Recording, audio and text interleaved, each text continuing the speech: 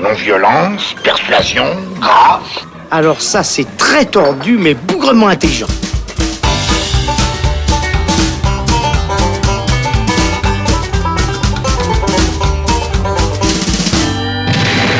Salut, c'est Thibaut et on se retrouve dans le Saloon pour une nouvelle émission en direct du Festival international du film fantastique de Neuchâtel, aussi connu sous le nom de NIF. Alors on est en ce moment à mi-festival, la température rafraîchit gentiment, le manque d'heures de sommeil augmente aussi, mais on va tâcher de continuer l'aventure et aujourd'hui on se retrouve pour une émission un petit peu particulière puisque en dehors des projections de films au sein du festival, on a aussi tout un tas d'événements parallèles, par exemple les conférences du NIF Extended qui s'intéresse notamment à la fabrication des effets visuels. Et on trouve aussi au sein de la ville de Neuchâtel tout un tas d'installations regroupées sous le nom de NIF Invasion. On a des expositions, des projections en open air gratuites et surtout le sujet qui nous intéresse aujourd'hui, les installations du Virtual Worlds. Et on va en parler aujourd'hui avec Antoine Weissenbach. Salut Antoine. Salut mon cher Thibaut. Alors on le rappelle, tu es le producteur du Saloon. C'est à toi notamment qu'on doit le magnifique petit générique d'introduction. Notamment. Et tu es ici avec nous au NIF pour la radio LFM pour couvrir le festival. Et c'est dans ce cadre-là que tu as justement pu expérimenter les installations du Virtual Worlds qui se trouve au Temple du Bas, à Neuchâtel, et qui regroupe donc tout un tas d'installations de réalité virtuelle et de réalité augmentée. Donc, comme c'est deux domaines qu'on a un peu tendance à confondre et dont les différences sont pas toujours très claires, déjà, est-ce que tu peux nous rappeler un petit peu ce qui distingue la réalité virtuelle de la réalité augmentée ? Pour faire assez simple, la réalité virtuelle, c'est l'idée d'avoir vraiment un écran devant les yeux qui va oublier tout ce qu'on a autour de nous. C'est-à-dire que c'est vraiment, voilà, c'est comme si on avait une télévision devant les yeux. C'est-à-dire exactement tout ce que nos parents disaient de ne pas faire. Et puis, la réalité augmentée, à contrario, c'est vraiment l'idée de rajouter quelque chose à la réalité qui nous entoure. Là, par exemple, on est autour d'une table avec devant moi un ordinateur et une paire de lunettes. Je confirme. Via un écran de smartphone, par exemple, ou alors d'autres périphériques comme une paire de lunettes.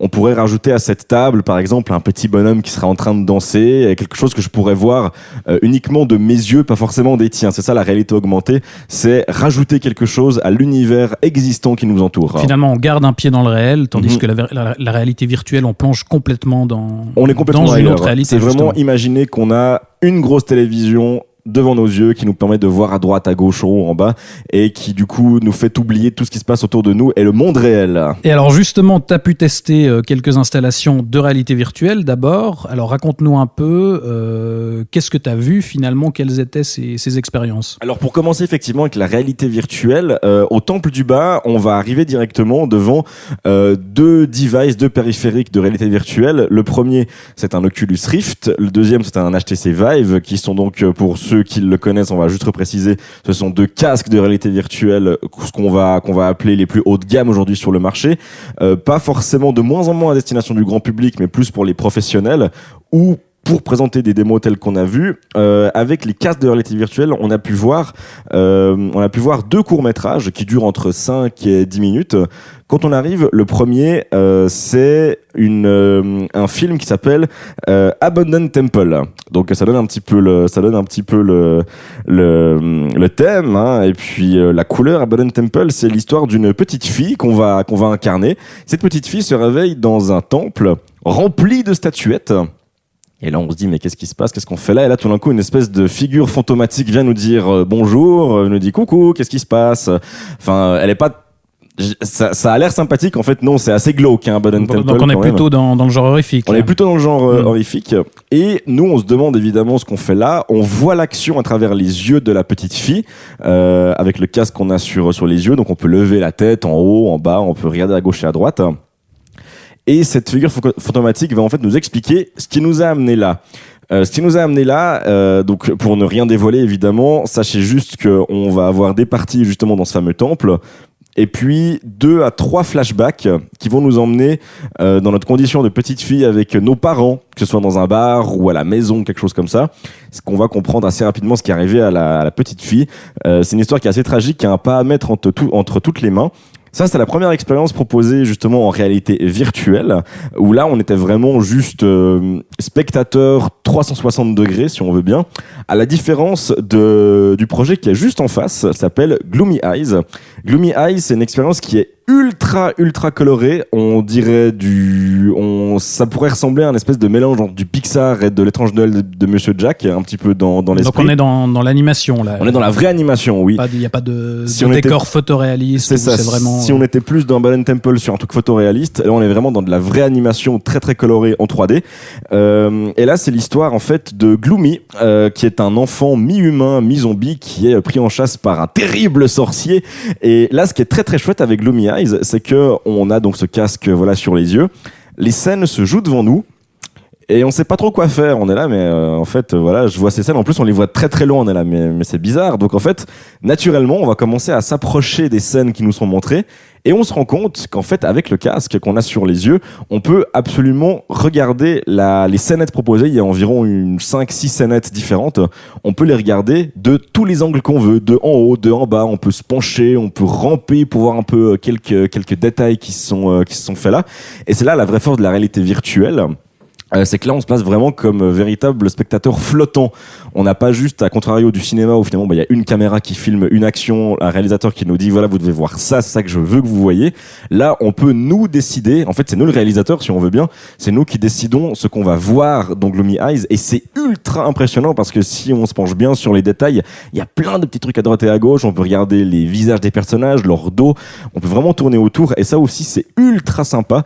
Donc c'est à découvrir au Temple du Bas pour tout ce qui est réalité virtuelle. Donc c'est 2 courts-métrages en réalité virtuelle, Abandoned Temple, peut-être pour un public plus mature, et puis Gloomy Eyes pour petits et grands. C'est juste fantastique, et ça dure les 2 expériences entre 5 et 10 minutes. Et ça a l'air, comme tu le dis, finalement de donner un bon aperçu de ce que c'est que la réalité virtuelle, finalement ce que c'est que ses spécificités aussi, puisque c'est un peu finalement un médium à la croisée du cinéma et du jeu vidéo. Absolument, on peut avoir, comme ta première expérience, une histoire, parce que ça permet aussi de raconter des histoires finalement, qui se déroulent simplement devant nos yeux, ou alors comme ce que tu viens de nous raconter pour la deuxième, quelque chose où ce qui distingue justement du cinéma, c'est qu'il y a une sorte d'interactivité qu'on pourrait rapprocher du jeu vidéo, où on choisit finalement où se porte notre regard. Absolument, on peut voir absolument tout, et comme tu le dis très bien, c'est ça, c'est à la croisée entre justement entre le cinéma où on nous impose une vision d'un réalisateur, et puis quelque chose de plus interactif si on veut bien, même si dans ces 2 expériences il n'y a rien à faire à part regarder. Mais c'est déjà pas mal. Et ce qui est aussi risqué, parce que le cinéma finalement on cadre le spectateur et l'histoire qu'on veut raconter.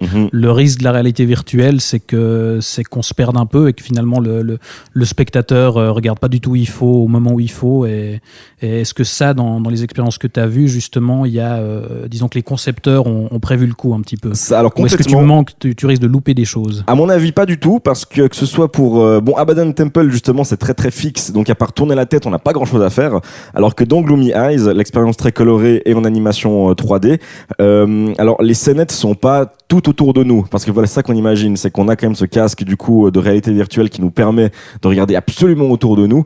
Là les scénettes sont quand même assez fixes, c'est-à-dire elles sont dans un cadre bien donné, et c'est dans ce cadre-là que nous on peut se balader. Si on a la tête en arrière, on verra du noir en fait. D'accord, donc tu peux choisir de regarder ailleurs, mais pour le coup ça n'aurait pas vraiment d'intérêt. Ça n'a pas grand intérêt quoi. Il faut vraiment quand même, c'est un petit cadre dans lequel on peut se balader quand même, et c'est ça la force. Mais c'est vrai qu'après si on regarde derrière nous, on n'aura rien du tout quoi. Et alors du coup ça nous amène à l'autre une scène de théâtre, en fait, comme une scène de théâtre qui serait éclairée, si on veut bien. C'est ça. Voilà. Et du coup, ça nous amène à l'autre expérience que tu as pu tester, et qui s'inscrit donc dans le format de la réalité augmentée. Et alors là, quelle est la différence par rapport aux 2 premières que tu as pu tester? Qu'est-ce que ça apporte en plus finalement? Alors là, ce que ça a apporté, donc l'expérience en réalité augmentée, elle s'appelle, on va essayer de pas écorcher, c'est le Dr. Gordbort. Dr. Gordbort Invaders. Beaucoup de consonnes. Il y a beaucoup trop de consonnes dans le Dr. Gordbort Invaders. Donc là, c'est le NIF qui s'est allié à un développeur qui s'appelle Weta Workshop. Et qui est quand même, rappelons-le, le studio d'effets spéciaux à l'origine du Seigneur des Anneaux, d'Avatar, de gros blockbusters. Qui aujourd'hui commence à faire des jeux vidéo. Donc là, la grosse différence par rapport à ce qu'on avait avant, qui était donc des casques qu'on avait sur les yeux, avec une vision finalement qui nous faisait complètement oublier ce qu'on avait autour de nous. Là, la différence, c'est qu'on va avoir des lunettes sur les yeux. Ces lunettes qui s'appellent des Magic Leap, des lunettes que je dois avouer, je ne connaissais absolument pas. Et ces lunettes Magic Leap, ce sont donc des lunettes de réalité augmentée. C'est-à-dire qu'en fait, ce qui est très sympa, c'est qu'on arrive tout au fond du temple du bas. On arrive dans un décor un décor qui a été en fait conçu par les développeurs du jeu, un décor avec murs, canapés, tapis, des portraits sur les murs, une table également, ce qui va être très pratique pour ne pas se la prendre dans les pattes la table. Et une fois qu'on porte du coup ces lunettes de réalité augmentée sur les yeux, là le jeu démarre. Donc c'est un vrai jeu vidéo là pour le coup. Un jeu qui dure environ, c'est une démo de 5 minutes. Et vous allez voir, sans trop en dévoiler non plus, vous allez tout d'un coup commencer à voir des robots maléfiques qui sortent des murs. Et là, avec votre joystick qui va se transformer dans l'expérience en arme à feu, et ben à vous en fait de tirer sur les robots qui débarquent. Alors, c'est un jeu qu'on pourrait qualifier de bête et méchant parce que finalement des shooters dans les jeux vidéo, il y en a des tas et des tas et des tas et des tas. Là, ce qui apporte vraiment un plus, c'est que les méchants, ils sortent du mur. Ils sortent vraiment du mur qui est en face de vous. Et ce qui est très marrant, c'est que avant de jouer à l'expérience, moi je voyais d'autres personnes qui étaient en train de jouer et on se dit de l'extérieur, ça doit être quelque chose. On se dit mais ils ont l'air complètement débiles. Qu'est-ce qu'ils font? Pourquoi est-ce qu'ils courent contre ce mur? Pourquoi ils se retournent comme ça? En fait, pour comprendre une fois qu'on a ces lunettes de réalité augmentée devant les yeux, qu'effectivement il se passe tout un monde incroyable en fait devant nos yeux. Avec c'est comme si par exemple la fameuse table dont on parlait au début de l'épisode, cette fameuse table, tout d'un coup il y avait une espèce de, je sais pas, un monstre qui devait en sortir et puis on devait essayer de le tuer. C'est complètement délirant quoi. C'est ça qui est assez fascinant aussi, c'est que de l'extérieur ça a l'air effectivement très très con, mais une fois qu'on se plonge dedans, enfin c'est vraiment une expérience. Mais quoi. Il paraît que le ridicule ne tue pas. Pas encore. Donc vraiment à essayer ça aussi pour la réalité augmentée, le Dr. Gordwort Invaders, c'est très très très sympa. Et puis il y a des animateurs qui sont là pour vous aider. Si vous êtes porteur également, alors ça c'est un détail que j'ai trouvé hyper cool sur les lunettes Magic Leap avec laquelle vous jouez à la réalité augmentée. Si vous avez une correction au niveau des yeux, on peut mettre devant les Magic Leap une vraie correction physique pour éviter de devoir porter ces lunettes pendant le jeu. Et ça c'est très très très malin. Ça me concerne, je suis rassuré. Voilà, donc tu peux être rassuré. Je peux tester le Dr. Gordwort sans souci. Et tu peux demander aux animateurs, voilà, je suis myope à 50% sur un des yeux. Enfin, je sais pas comment ça marche, moi je n'ai pas ce problème. Donc, tu peux demander ça et ils trouveront de quoi en fait s'adapter à ta vision. Et ça, c'est hyper agréable et très confortable. Et alors justement, je crois que tu as pu t'entretenir avec certains créateurs qui étaient sur place. Voilà, un des éléments qui revient souvent par rapport à ces formats de réalité virtuelle et augmentée, c'est finalement le rapport qu'ils ont au cinéma, aux jeux vidéo. Il y a beaucoup de craintes. Est-ce que c'est ça l'avenir du cinéma? Est-ce que les salles de cinéma vont disparaître complètement? Est-ce que ça va prendre aussi la place du jeu vidéo? Est-ce que tu as pu un peu leur poser la question à ce sujet-là? Quel est leur point de vue sur ce sujet-là? Alors, disons que les discours sont très mitigés parce que finalement, on parle vraiment de futur qui peut être soit très proche, soit très éloigné. On ne sait pas encore. Là, aujourd'hui, l'idée, c'est de dire, on peut le faire. Techniquement, on peut le faire, donc on montre ce qu'il est capable de faire. Aujourd'hui, à mon avis, on est encore loin d'avoir un vrai film d'1 heure et demie ou de 2 heures en réalité augmentée ou réalité virtuelle. On n'y est pas encore. Que ce soit pareil pour un jeu vidéo. Aujourd'hui, les expériences vidéoludiques longues, des vrais jeux AAA en réalité virtuelle, c'est extrêmement rare. Aujourd'hui, c'est plus un petit peu à la même image que ce qu'était la 3D quand c'est arrivé sur toutes nos télévisions dans notre salon.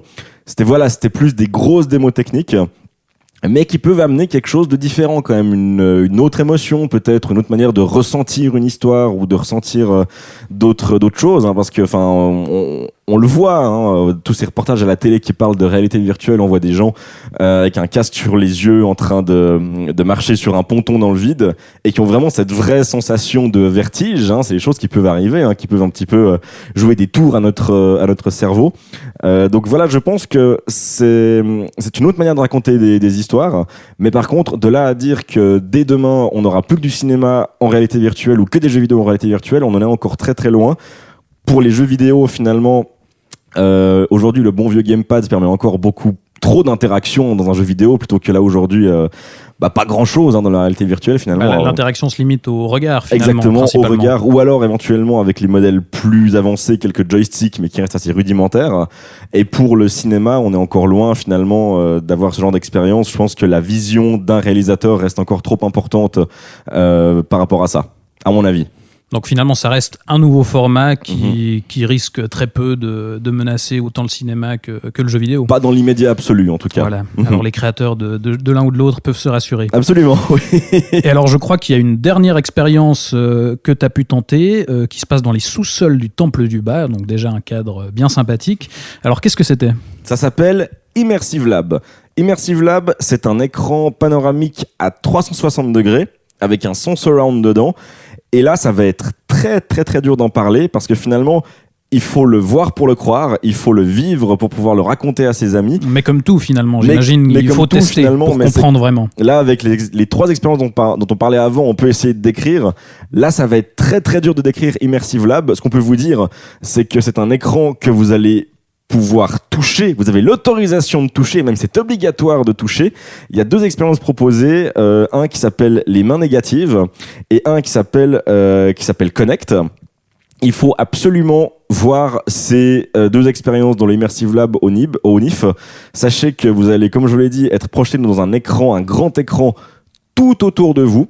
Que vous soyez seul ou à 2, c'est possible. Et vous devez tester ça. On rappelle juste que tout ce qui se passe du côté de Virtual Worlds au NIF, c'est gratuit. Et c'est ouvert jusqu'au 13 juillet, date de clôture du festival. Eh bien, merci Antoine pour ce petit tour d'horizon. De notre côté, on se retrouve prochainement pour un épisode où on reparlera à nouveau de films qu'on a vus. D'ici là, hydratez-vous, il paraît que c'est important. Voyez des films. À tout bientôt. Ciao, ciao.